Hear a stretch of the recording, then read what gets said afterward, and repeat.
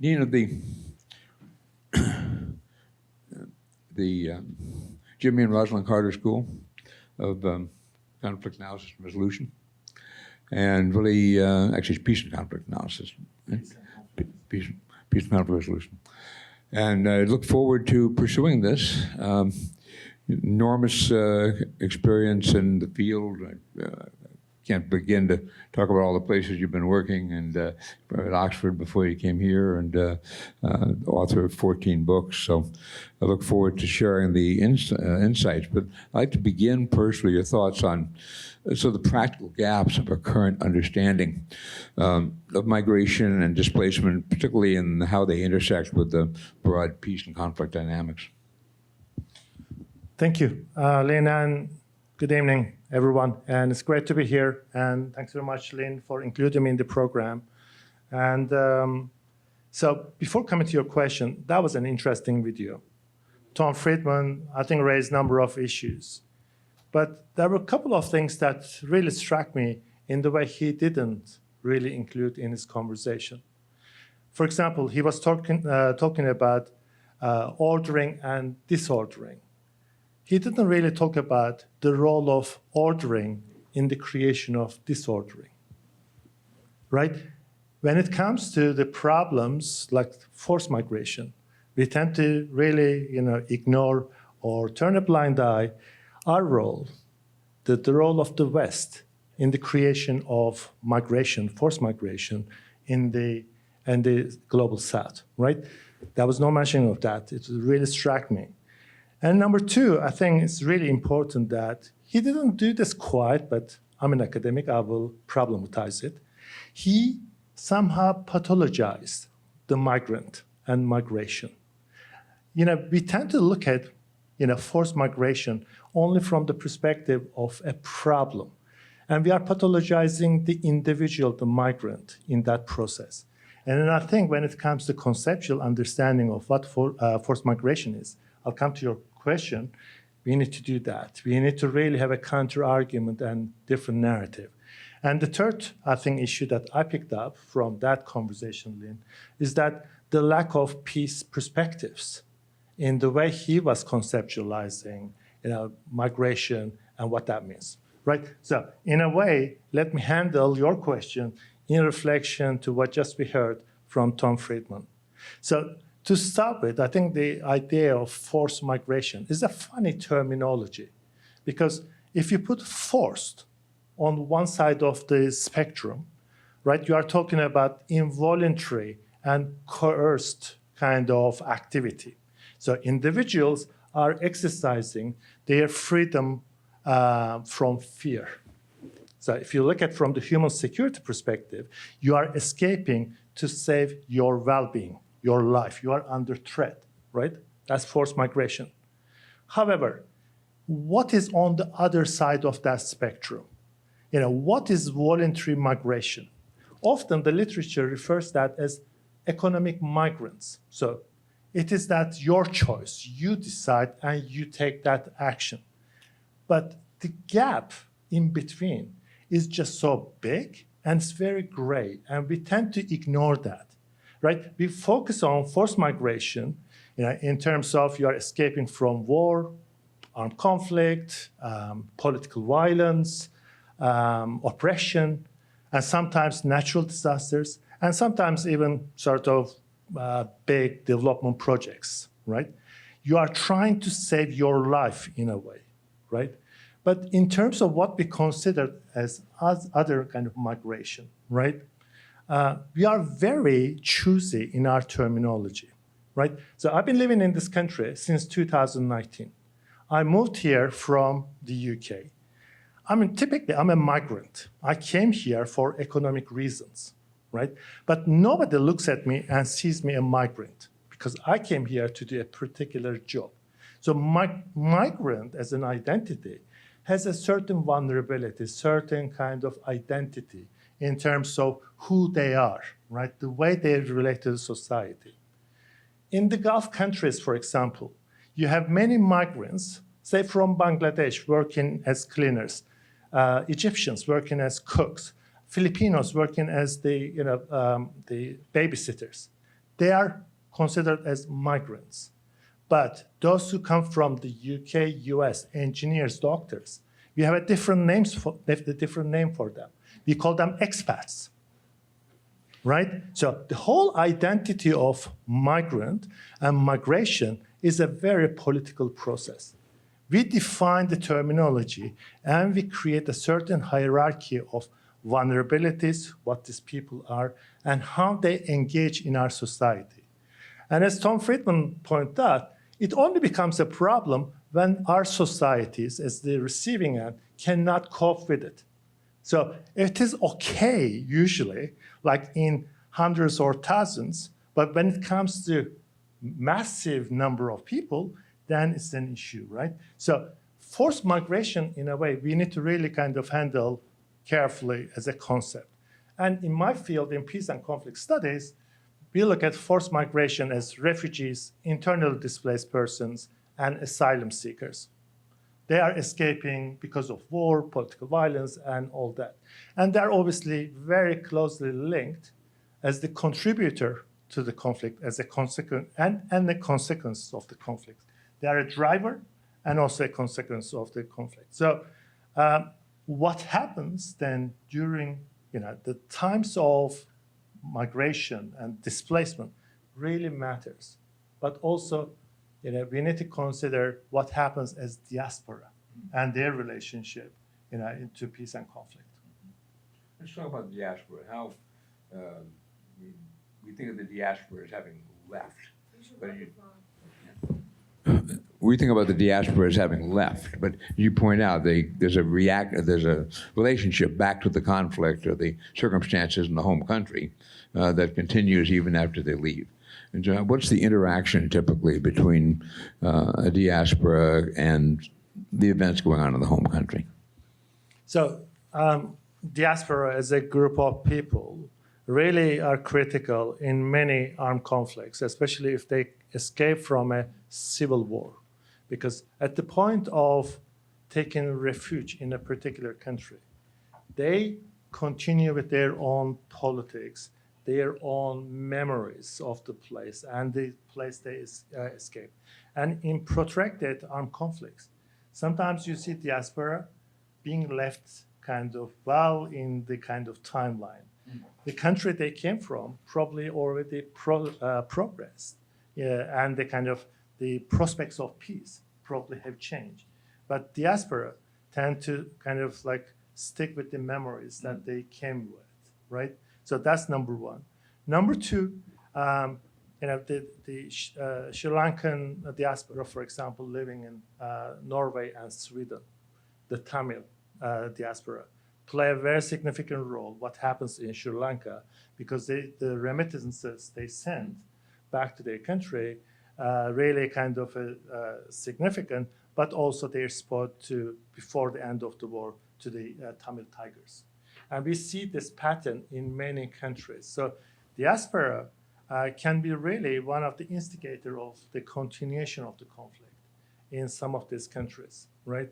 And so pretty much, I don't know, I mean, we would consider ourselves part of a diaspora one way or another, right? And especially in this country that receives so many migrants. So you become part of a diaspora group at some point, or at least your family, your ancestors, were part of that. And at least in modern times, the U.S. contribution to the IRA and places like that. Absolutely. The Irish diaspora here, the population and their role. Also, they played a very significant role in peace deal, in the Good Friday Agreement, right? They put a significant pressure on IRA to accept a peace agreement. So diaspora can really play both as a role of peacemaker, and also, for the continuation of the conflict. Depending on the context, it's hard to generalize, but let's accept they really play a role, in peace and conflict. So if we think about different ways to assimilate people who've come, either return or doing local incorporation, what's the most important, do you think, going forward in addressing conflict resolution,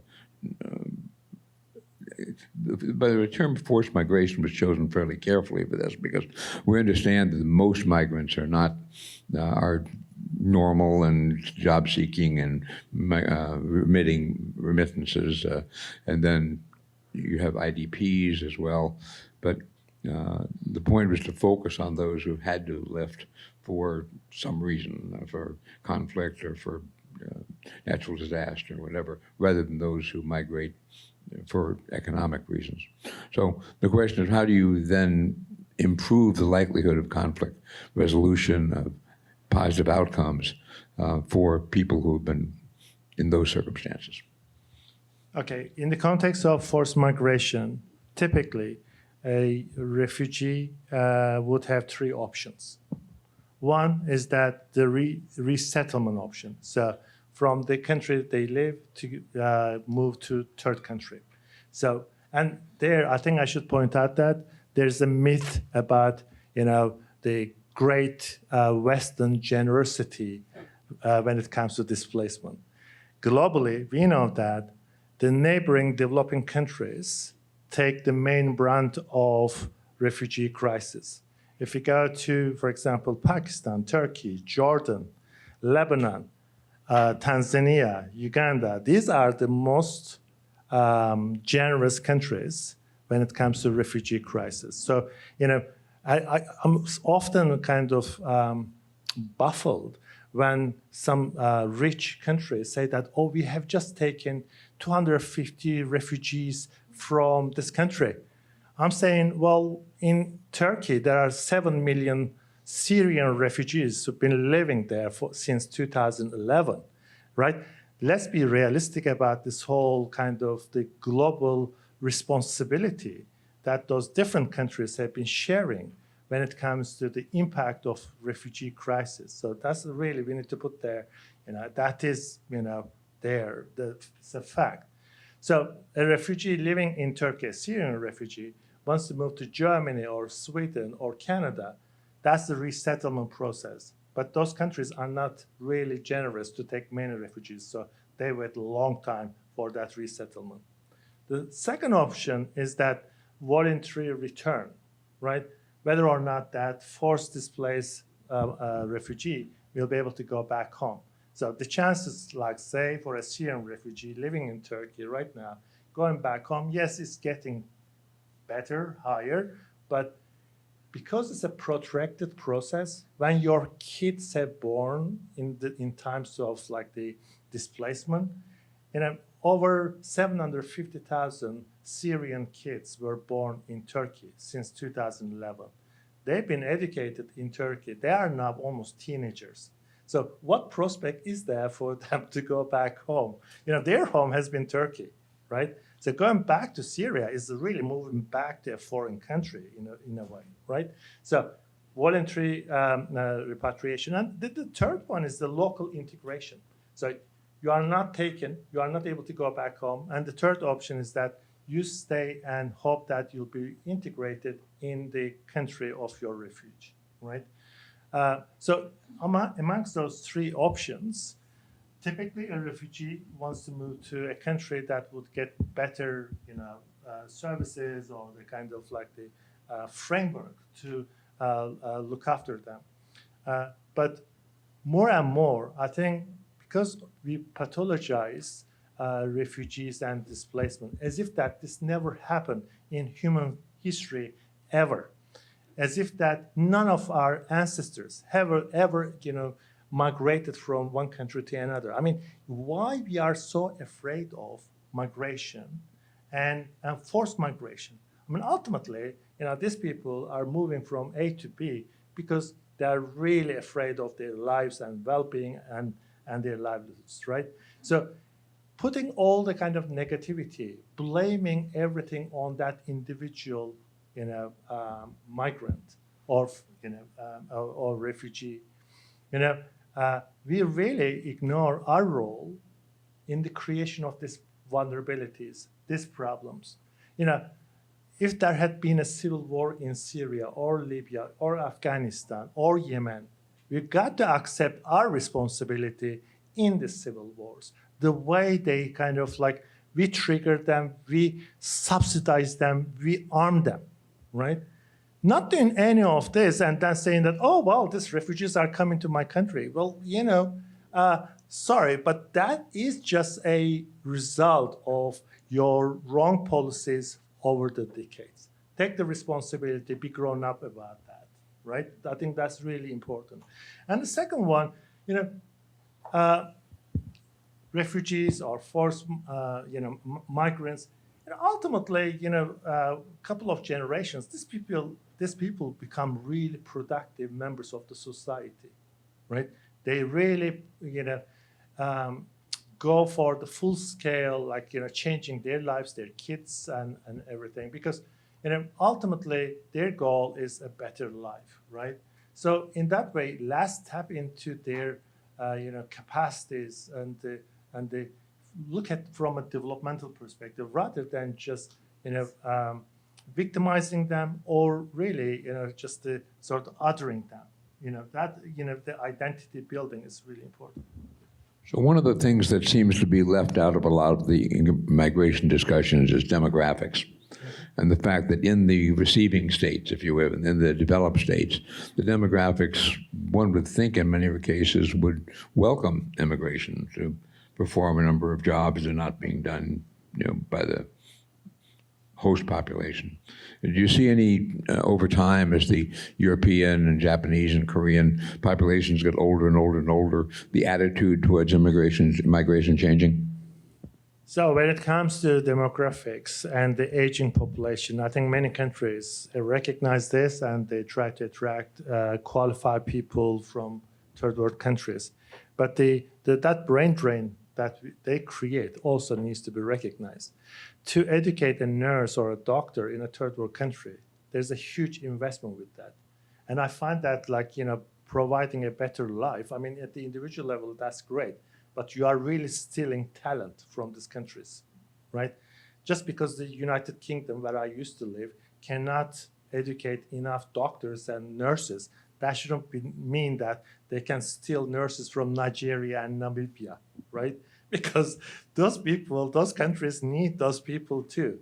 So not only we are triggering, we are part of the root causes, but in the current context, when it comes to migration, we do the cherry picking. We want people who can be beneficial to our society, but not necessarily people who really need our help, right? But the whole idea of humanitarianism, the humanitarian action, the basic principle is helping the other who's in trouble, right? So, in that way, I think many countries will recognize that, and they already do. But there are lots of fears I recognize. So, for example, in Europe, there's a problem with Islamophobia, right? There's a problem with the kind of xenophobia. That's why the far right in Europe is on rise, because they really kind of go for this whole pathologizing of the migrant. This is the biggest threat ever to Western civilization. This Muslims, this barbaric people moving, and changing our population. That is the simple argument used in many European countries. Probably not that far in this country too. I mean, I came here 6 years ago because I thought that this country is a welcoming place to newcomers. And it was. But over the last few months, I started to change my mind. I really start to think that your center, Lynn, Center for Resilience, will be the main topic for everybody. We got to find ways of resilience in this country just because of your identity, who you are, and what you do, right? I mean, that is really important. So resilience can be defined several ways, but one of them is to anticipate, withstand, recover, and adapt. And there's a lot of talk, a lot of writing on anticipate, withstand, and recover, not nearly as much on adaptation. I think so your point about the adaptation to the future changing world is going to be really important. And how does one it's adaptation of both sides, right? How does the receiving population adapt to what's happening, and how does the incoming population adapt? I mean, I saw that places like the Netherlands, whatever, say, if you want to come here, these are the things you've got to do. You've got to try to become more Dutch. What are some strategies for promoting adaptation in both directions? I think if the adaptation is about to create fair system of applying for that sort of opportunity that migration can create, I think Australia or Holland are good examples of that. But I used to live in the UK, that my country, has been failing badly over the years. Never really created that sort of like the structure that people can apply and get that status. But forced migration, if the subject is forced migration, that is different, because the international community has the responsibility to protect asylum seekers and refugees, because if they are the signatory of the 1953 agreement of UNHCR, they have the international law responsibility. That is not the kind of a choice. If somebody comes to your door and says that I'm escaping because of my life or my well-being, and if you are a signatory of the 1953 UNHCR agreement, I'm sorry, you got to open your door and welcome that asylum seeker and that refugee. That is different, right, than your engagement with the so-called economic migrants. If the question is about economic migrants and how to deal with them in a kind of more effective way, yes, I think there are people around the world want to make that move for a better life, and I think that should be encouraged. And I thought that the United States had a good system, like not only applying for the for coming here, but the green card lottery. Probably none of I don't know. Americans don't know about it that much, but those non-Americans know about it, because green card lottery has always been a big thing, right? You enter, if you get it, you enter this country with that, because it gives you that right to be an economic migrant. And so I am all for diversity. I believe in the kind of like people having the option of like living together and having that choice. But when it comes to adaptability and resilience, Lynn, the problem is the way we are conceptualizing the whole thing. There, I think we are putting lots of responsibility on individuals and communities, but not enough responsibility on the state and international community, right? We tend to focus on this more and more, that how individuals can sort out their problems. Resilience as an idea that given the capacities. And trust me, I really believe in individual agency, and it's really important. But at the same time, I think we are taking the responsibility away from the decision makers. And at the end, and I think this is more and more, this is what we are ending up in humanitarian crisis and countries affected by armed conflict. We are leaving communities and individuals to their own devices, without adequate assistance. So just imagine today, all these communities around the world have been cut off from USAID assistance. Imagine all these communities been working on disaster preparedness and mitigation projects in Central America, in Africa, thanks to USAID assistance that they receive. Now they don't have it. So probably the next disaster, whether this may be an earthquake or a flood or something affecting one of these countries, they are not going to have the enough resources as they kind of respond and help, right? So where is the international community solidarity and response? Why? This is why it matters, the soft power of rich countries.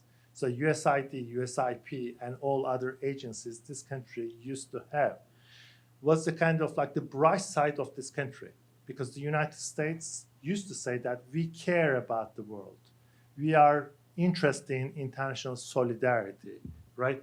But now, by closing down these institutions, you are sending a message that this whole global resilience and everything is just a joke. We are not interested in any of this, right? You are on your own.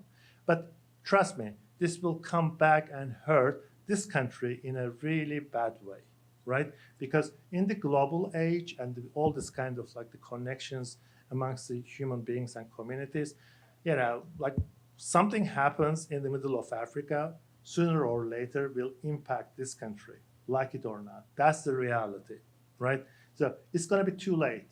It's going to be too late that when we realize that, you know, those agencies like USAID actually, you know, played a very significant role for global peace and conflict resolution. So one of the most important things for the Carter School this week has been Peace Week. Can you tell us a little bit about that? Sure. So since 2020, we organize a Peace Week twice a year, one in fall, the other one in spring. And the idea is, because we are a public university, and at the Carter School, one of our goals is really to have that public outreach, being able to engage with people. And we do that by organizing different types of events, from book launches to workshops, you know, fireside chats, et cetera, which are all open to public. And some of them are online and others in person. But the idea is really the practice of peace and conflict resolution and engaging public in that process. Because we believe that, you know, whatever we do, you know, as an institution of scholarship and research and practice, we cannot do this our own. We need to engage all other relevant stakeholders, including people. And public outreach is really important because of that. And in relation to that, the Carter School has just been selected as the hub chair for Sustainable Development Goal number 16, peace, justice, and strong institutions. So taking that lead as the hub chair for the SDG 16 next 3 years, that's what we want to do. We really want to kind of bring all aspects of peace and justice, research, teaching, and public outreach under that umbrella. And I think what you do here, Lynn, with this event and bringing these people together, I think is so critical, because what you said earlier and what we heard from Tom Friedman and what the president said in his opening remarks, you know, one of the things that we cannot do, we don't have the luxury for right now, is that, you know, just being frustrated and just being in defense and just wait for the next thing that will happen to us. We need to be prepared for the next challenge that will be thrown at us in our current political environment. I think that is just so important. We need to be proactive, and we need to plan what's our next step in this whole process. Because all the talk around forced migration or resilience or adaptability or peace or conflict resolution, trust me, then it's going to be, you know, it will become just hypothetical. It will just remain, you know, in the classroom, but we need to turn that into practice. And there the political context is so important. And so we cannot let the fear to rule us and define what we do. And I think, you know, partnerships then become so important, and that's why I'm hoping that events like this and our Peace Week generate those kind of opportunities. Thank you so much. I would love to go on, but I think we have reached the end of our hour, and we have a reception awaiting us. Thank you so much. Thank you, Lynn. Thank you.